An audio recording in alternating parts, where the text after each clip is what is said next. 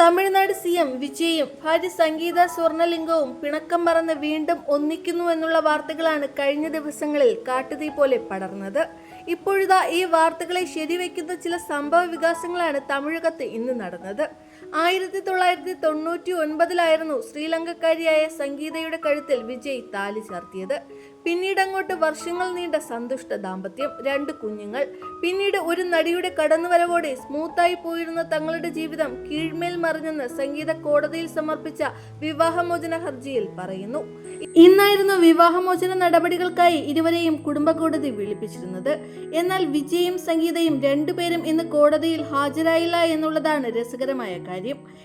എത്താൻ കഴിയാത്തതിന്റെ കാരണവും ഇരുവരും കോടതിയിൽ അറിയിച്ചിരുന്നില്ല. അതുകൊണ്ട് തന്നെ വിവാഹമോചന ഹർജി പരിഗണിക്കുന്നത് കോടതി ഓഗസ്റ്റ് 7 മാറ്റി.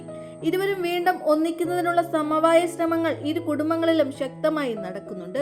വിജയുടെ മാതാവ് ശോഭ ചന്ദ്രശേഖർ മുൻകൈയെടുത്താണ് ഈ ശ്രമങ്ങൾ. തമിഴകത്തെ വിജയുടെ PR ഗ്രൂപ്പുകൾ തന്നെയാണ് ഇത്തരമൊരു വാർത്ത ആദ്യം പുറത്തുവിട്ടത്. മക്കളെ ഓർത്ത് നിങ്ങൾ ഒന്നിച്ച് ജീവിക്കൂ എന്ന് തന്നെയാണ് ആരാധകരും വിജയോട് ഒന്നടങ്കം പറയുന്നത്.